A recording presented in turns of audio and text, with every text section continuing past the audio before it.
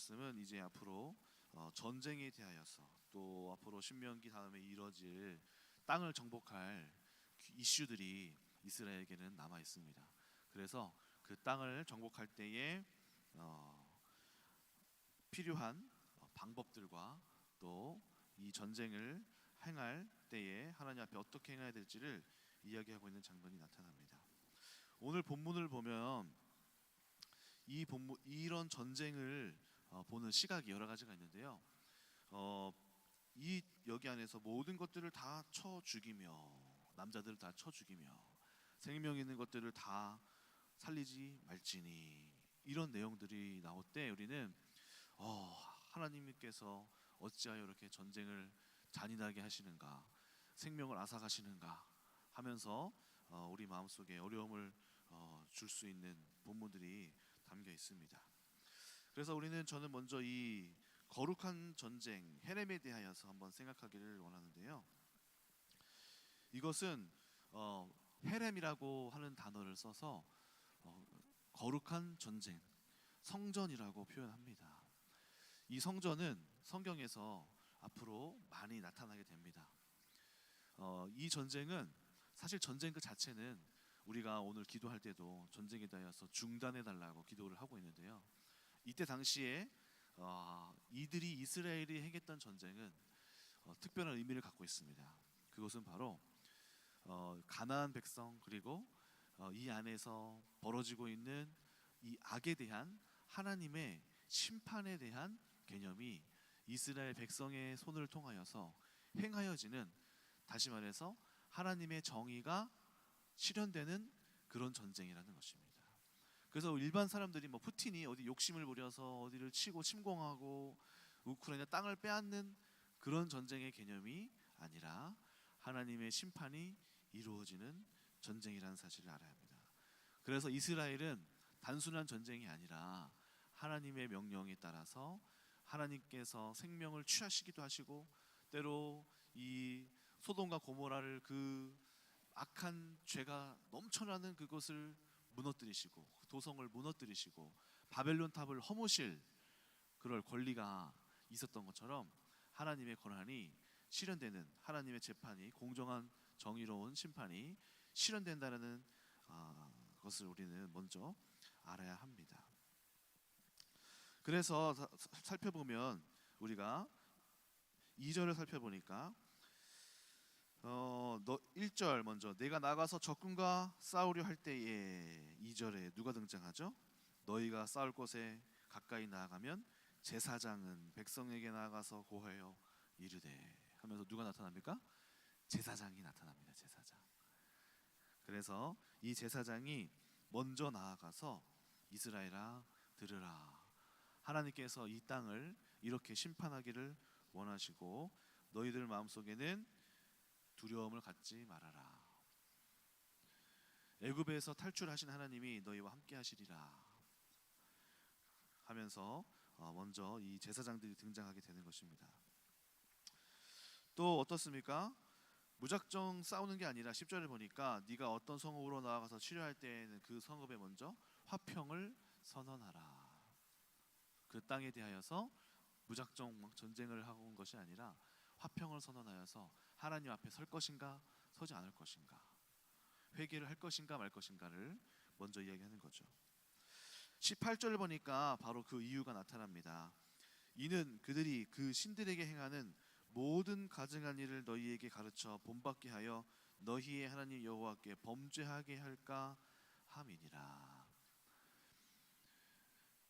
이 본문을 보니까 바로 거룩한 전쟁 성전 헤렘의 이유와 목적이 바로 여기에 나타났습니다. 바로 그들이 먼저 그 땅에서 범하고 있는 그 우상에 대한 숭배와 하나님을 섬기는 일을, 하나님을 섬기지 못하고 우상을 섬기는 일을 이스라엘 백성이 그 땅에 들어가서 거주할 때에 배워서 하나님을 잃어버리게 되지 못하게 하기 위하여서 하나님이 그 땅을 척결하고 깨끗하게 하시는 것이죠.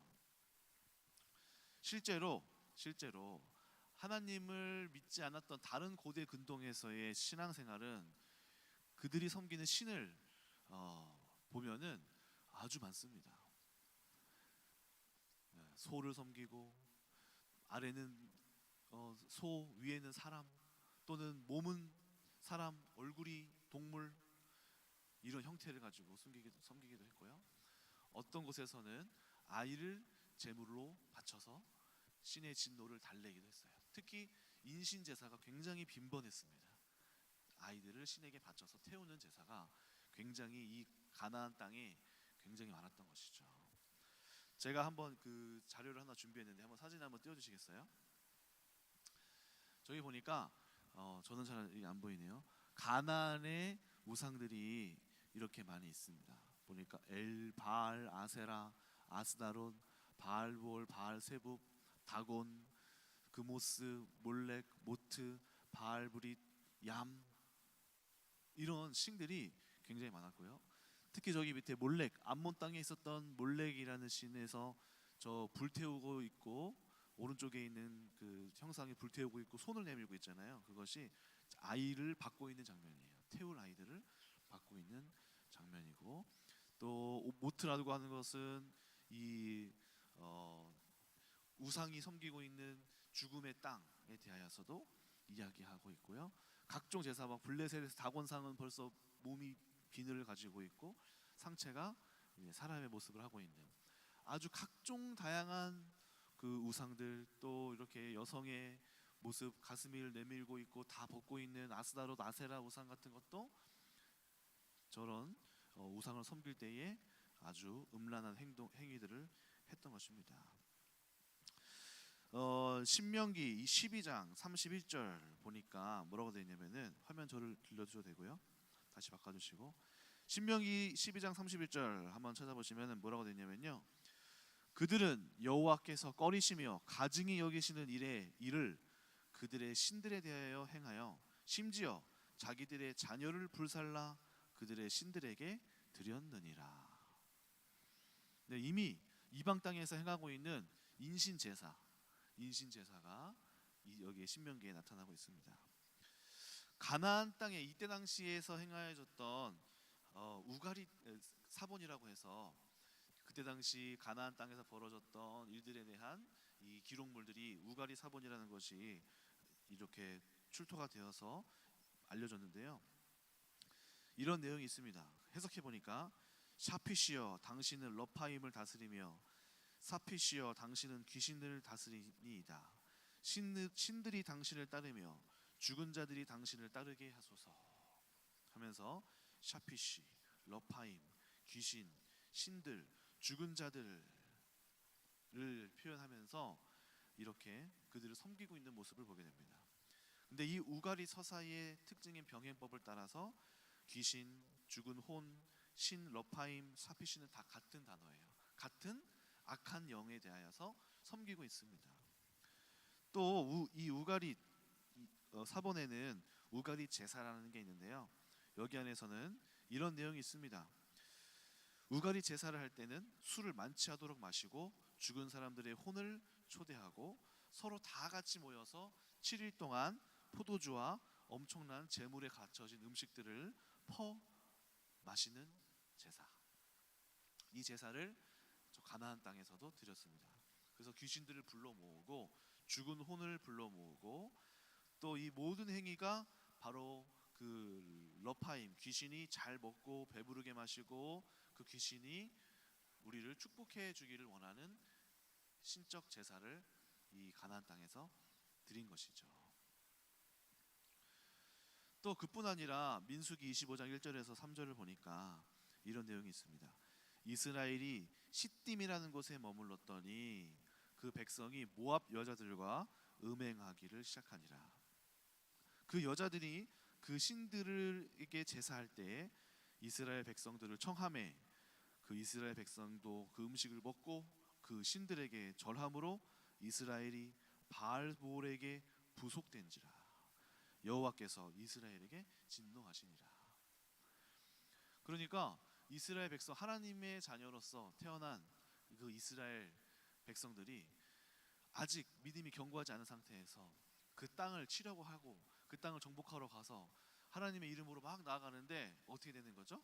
오히려 그 문화에 그 이스라엘 하나님을 섬기는 이스라엘이 유혹당하고 미혹당하여서 하나님을 섬기는 그 위상은 나타나지 못하고 오히려 세상에 굴복하고 세상 신에게 엎드려 절하고 그 음란을 같이 행하고 그들의 신들에게 같이 빠지게 되는 일들이 벌어질 것이기 때문에 하나님께서 이스라엘 백성에게 미리 그 땅에 대한 모든 악의 뿌리까지도 빼어낼 전쟁을 선포하신 것입니다. 이 전쟁이 하나님의 명령대로 정복되어져 가던 중에 한 80%, 90%는 정복되어져 가다가 10%는 남겨집니다. 그런데 이 이스라엘 역사가 어떻게 되나요?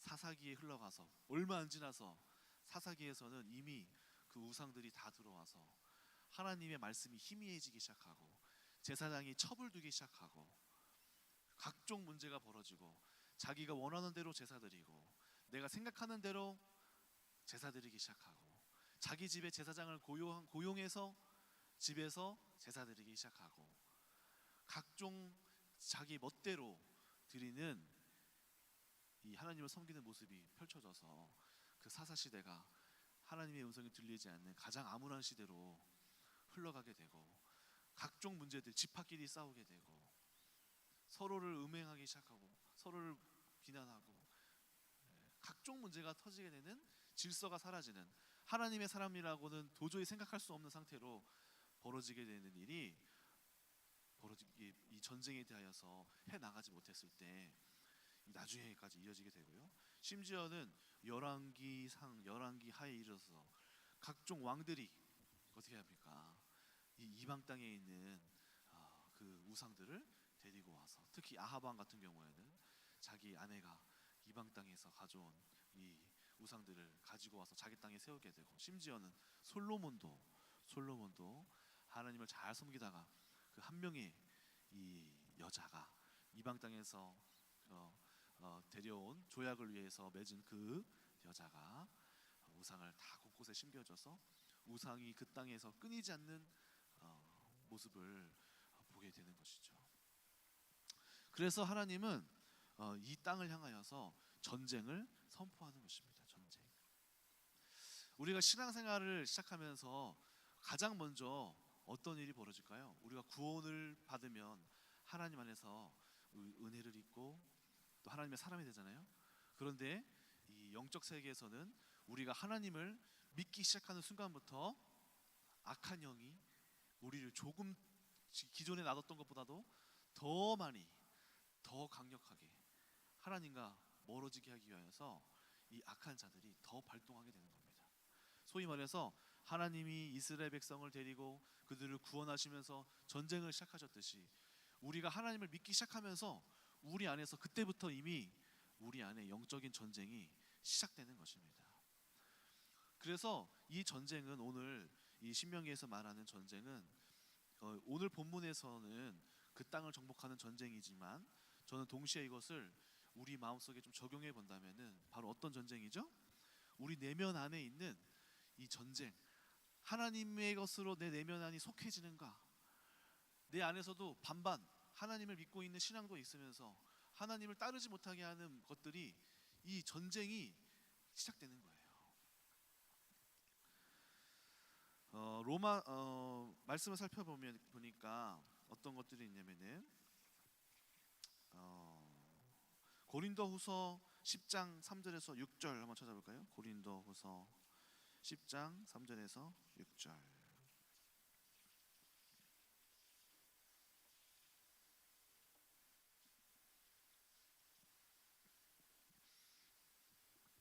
고린도후서 10장 3절에서 6절 이렇게 되어 있습니다. 우리가 육신으로 행하나 육신에 따라 싸우지 아니하노니 우리의 싸우는 무기는 육신에게 속한 것이 아니요 오직 어떤 견고한 진도 무너뜨리는 하나님의 능력이라. 모든 이론을 무너뜨리며 하나님 아는 것을 대적하여 높아진 것을 다 무너뜨리고 모든 생각을 사로잡아 그리스도에게 복종하게 하니 너희의 복종이 온전하게 될 때에 모든 복종하지 않는 것을 벌하려고 준비하는 중에 있노라. 자, 여기 말씀에서 뭐라고 되어 있나요? 우리가 육신으로 행하나 육신으로 따라 싸우지 아니하노니. 아니 지금 고린도후서에서 어떤 전쟁이 이루어졌습니까? 뭐 사도 바울이 칼을 들고 싸웠습니까? 어떤 전쟁을 선포하고 있죠? 육신에 따른 전쟁이 아니라 지금 영적인 전쟁이 벌어지고 있다. 그런데 그 영적인 전쟁이 무엇을 의미하냐고 합니까? 바로 4절 어떠한 견고한 진도 무너뜨리는 것이니 모든 이론을 무너뜨리며. 이론은 무엇입니까? 이론은 보이는 것입니까? 이론은 보이지 않는 것입니다. 근데 이론은 무엇입니까? 이론은 우리 안에 우리도 알게 모르게 갖고 있는 어떤 생각, 내가 갖고 있는 이거는 내 취향대로, 또는 우리가 TV 보면서 뭐 유튜브를 통해서 세상 사람들이 이렇게 카더라 이렇게 살더라 이렇게 살지 않으면은 행복하지 않다더라, 이런 거를 해야만 하겠다더라 라는 나도 모르게 생긴 이론들. 또 무엇입니까? 5절 하나님을 아는 것을 대적하여 높아진 것, 교만한 마음, 높아진 마음. 또 무엇입니까? 모든 생각을 사로잡아서 우리가 하고 있는 생각들, 인간이 갖고 있는 생각들, 이런 것들이 바로 사로잡혀서 그리스도께 복종되어질 때, 그러니까 하나님이 정복하시고자 하는 것이 무엇입니까? 바로 우리의 모든 것, 우리의 전부, 이것을 인간 이동주가 갖고 있는 내 생각대로만 사는 것이 아니라 내가 갖고 있는 모든 것이 이 말씀의 패에 굴복되도록, 하나님이 나를 완전히 장악하시도록 내 안에서 벌어지는 이런 영적인 전쟁들이 우리의 인생에서 우리가 태어나서 하나님 앞에 돌아가는 그 순간까지 끊임없이 하나님이 내 안에서 승리하시기 위하여서 우리 안에서 전쟁을 선포하시는 것입니다. 나의 생각과 나의 습관과 나의 일상이 전쟁에 능하신 하나님의 권위 앞에 완전히 무너지면서 인정되어지고 하나님 앞에 굴복되어지고 하나님 앞에 말씀에 복종하는 선택을 해나가는 전쟁이 바로 우리 안에서 하나님이 하시고자 하시는 전쟁이라는 것입니다. 철로 역정을 지은 존 버년이라는 사람이 감옥에 있을 때 거룩한 전쟁이라는 것을 썼습니다. 바로 성화되어져가는 과정을 쓴 거룩한 전쟁이라는 책인데요. 소설처럼 썼습니다. 그런데 여기에서 왕 샤다이 그리고 임마누엘 왕자가 통치하는 나라가 있습니다. 이 나라에 이 악한 디아블로스가 찾아와서 반란을 일으켜서 그 왕들을 쫓아내요. 그래서 이 디아블로스가 반역자들이 그 성을 차지하고 있는 거예요. 그런데 다시 이 킹 샤다이와 임마누엘 왕자가 그 땅을 빼앗긴 성을 다시 탈환하게 됩니다. 그런데 그렇게 탈환하게 될 때에 이 악한 자였던 디아블로스가 도망가지만 그 졸개들이 성 안에 곳곳이 숨어 있어서 계속해서 이 그 왕 샤다이 왕과 그다음에 임마누엘 왕자가 통치하고 있는 그 땅을 그 숨어서 졸개들이 계속해서 공격하고 계속해서 정복하려고 하고 계속해서 문제를 터뜨리는 그런 내용들을 썼는데요. 이것이 이제 의미하는 바가 무엇입니까? 바로 우리 안에서 바로 이런 전쟁들이 일어난다는 것이죠. 우리 안에 여전히 하나님께서 나를 통치하고 구원에 시작되었고 왕이신 하나님이 나를 통치하셨지만 여전히 남아있는 그 악한 습성과 죄의 습성과 악한 마귀의 졸개들이 남아서 끊임없이 이제 우리를 유혹하고 넘어뜨리려 하고 다 정복되지 않게 하는, 자꾸 넘어지게 하는 일들을 우리 가운데 계속해서 펼쳐나간다는 것이죠. 그래서 우리는 하나님을 믿기 시작한 이후로부터 우리 안에 변화가 시작돼야 됩니다. 어떤 변화일까요? 내 생각에 대하여서 의심하기 시작해야 돼요. 내가 지금 하고 있는 행동에 대하여서 하나님이 터치하신다는 사실을 인정해야 돼요. 그래서 설교를 듣기 시작하고 사실 정상적인 반응은 무엇입니까? 설교를 듣고 하나님의 말씀을 듣기 시작하면서 마음이 불편해져야 되는 거예요. 하나님의 말씀이 자꾸 나를 찔러서 막 짜증이 나야 돼요.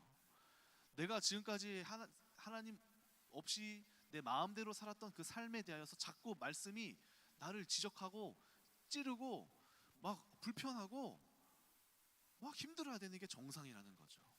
왜냐? 하나님께서 바로 우리 가운데 전쟁을 시작하셨기 때문이에요.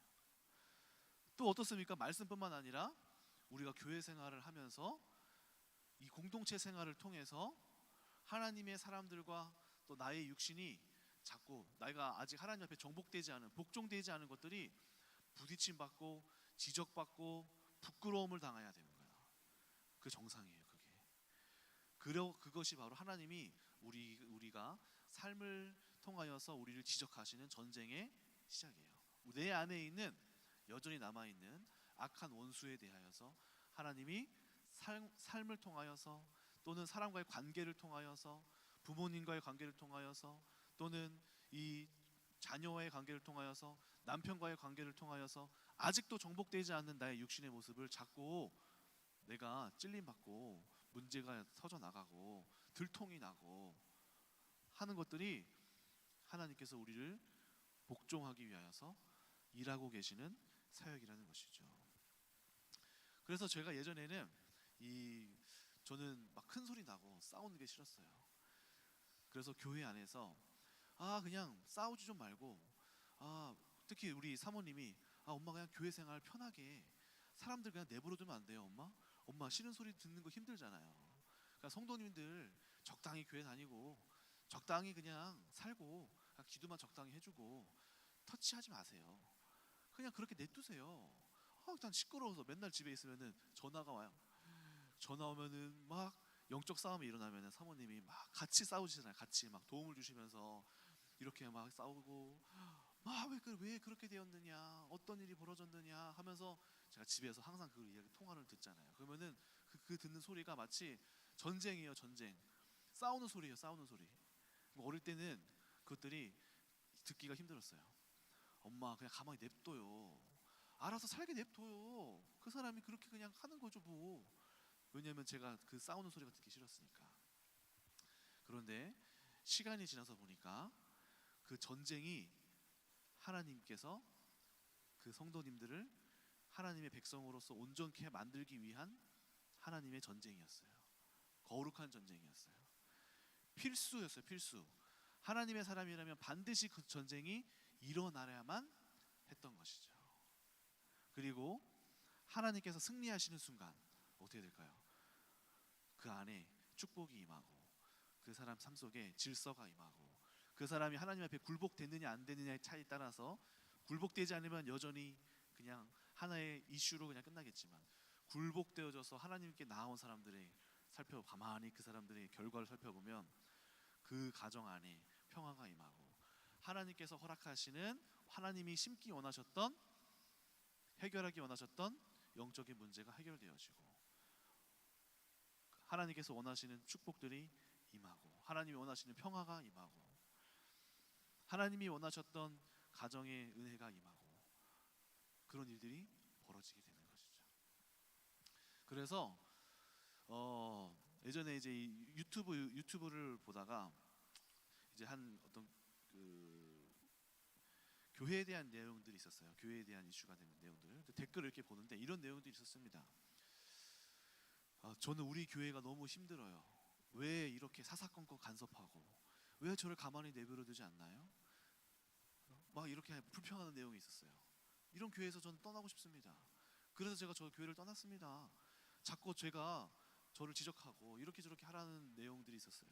그래서 제가 그 밑에 댓글이 있잖아요. 그 댓글을 봤더니 어떤 내용들이 있냐면은 이런 내용이 있었어요. 그 교회가 어디입니까? 참 정상적인 교회군요.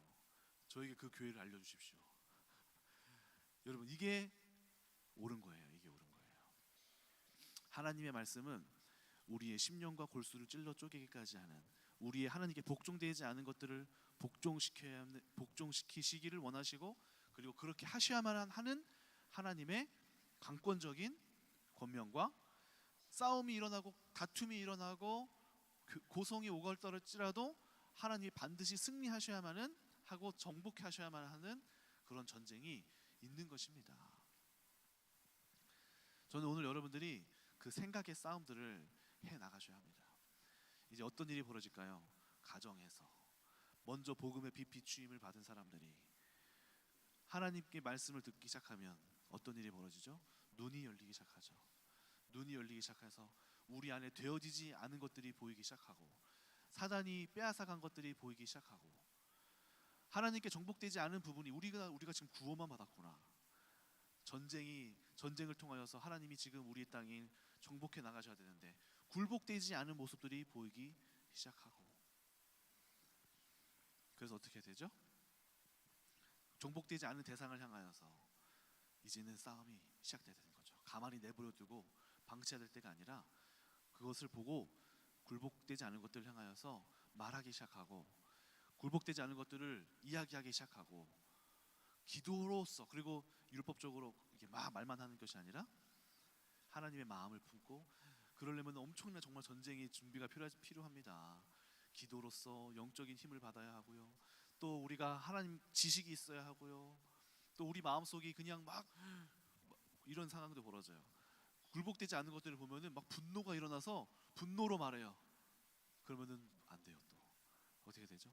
우리 마음속에 하나님의 마음을 가지고 긍휼함 예수 그리스도의 마음을 품으면서 사랑을 근거로 한 지적이 되는 건지 아니면 그냥 내 눈에 보여서 막 싸우는 건지 뭐 지혜도 필요하고요. 정말 많은 사람들의 환경에 도움도 필요하고요. 먼저 된 사람들의 지혜도 필요하고요.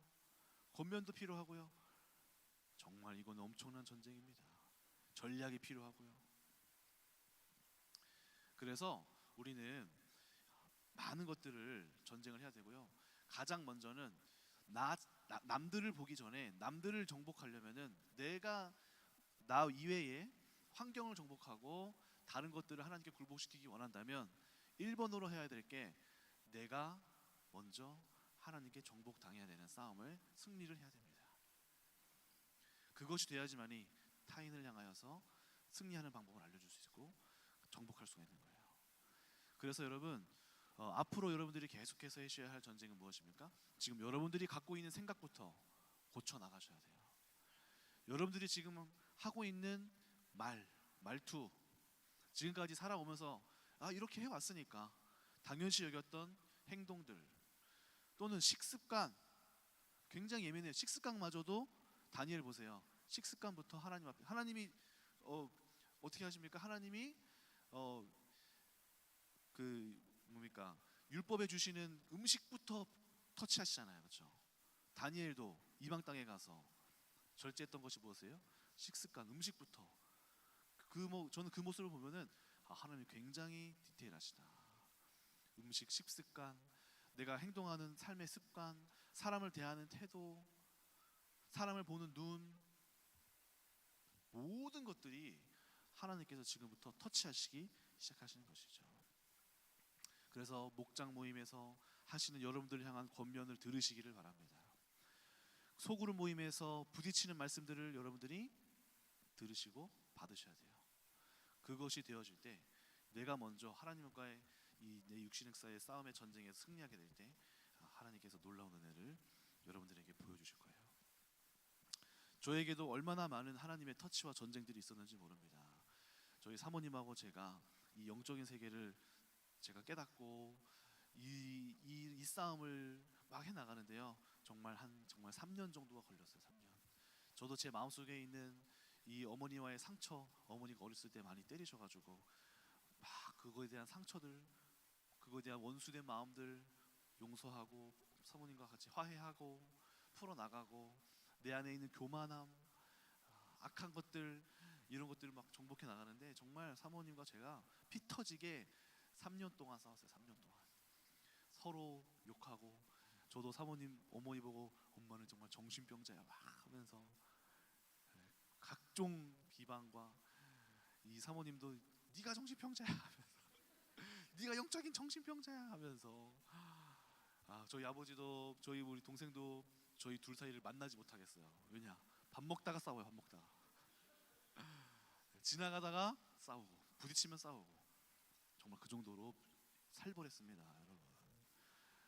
근데 저는 감사한 게 저를 뭐라고 표현하죠? 나병 환자가 친구들이 예수님께 이렇게 데리고 막 끌고 갔잖아요. 저를 끌고 간 사람이 저희 어머니였어요. 아무도 저를 그렇게 끌고 가준 사람이 없어요. 나를 그렇게 이끌어서 데려가 준 사람이 아무도 없었어요. 제가 스스로 나병 환자인지도 몰랐고 그런데 난 나병 환자 아니라고 뿌리치면서 막 거부했었던, 제가 막 비방했었던 것들을 다 참아내시면서 저를 그렇게 끌고 가셨던, 그 전쟁을 같이 싸워주셨던 이 저의 어머니가 결국에는 저에게 영적인 승리를 가져다 주신 거예요. 또 전쟁에는 그래서 그런 동역자들도 필요한 것 같습니다. 오늘 여러분들의 삶에 정말 많은 생각들이 바꿔져야 되고 고쳐져야 돼요. 여러분들이 아내를 대하는 태도, 또 여러분들이 남편을 대하는 그 말투, 아주 작은 그 습관, 정말 미세한 그 눈빛마저도 그리스도께 정복되어진다면 여러분 안에 계신 그리스도가 여러분들을 통하여서 정말 놀랍게 투명하게 투영돼서 나가실 그러한 놀라운 축복들을 되기를 축원합니다. 기도하겠습니다. 하나님, 우리의 삶에 정말 너무나 많은 하나님의 지적하심, 터치하심이 있어야 합니다. 우리는 왜 이렇게까지 해야 돼? 왜 꼭 훈련 받아야 돼? 왜 헌금 내야 돼? 왜 이 말씀은 이렇지? 왜 나를 통제하려고 해야 되지? 왜 나보고 사과하려고 하지? 이게 그렇게 큰 문제가 되지? 하면서 말씀이 나에게 찾아왔을 때 우리는 죽지 않고 받지 않고 복종되지 못하면서 대적하고 싸워나갑니다. 그런데 하나님께서도 멈추지 않으시고 하나님께 복종되지 않는 것들을 끊임없이 복종시키기 위하여서, 우리를 완전히 그리스도께 복종시키기 위하여서 아주 세밀하고 정교한 전쟁들을 해나가실 텐데, 오늘 우리가 그 전쟁에 굴복되게 하여 주시옵소서. 내가 패배하고 주께서 승리하는 역사가 있게 하여 주시옵소서. 내가 먼저 그리스도께 완전히 정복되어질 때 다른 사람을 살릴 수 있는 것입니다. 오늘 그 놀라운 체험과 경험과 하나님의 승리하심이 나에게 먼저 벌어지게 하여 주시옵소서. 감사드리며 예수님의 이름으로 기도드립니다. 아멘.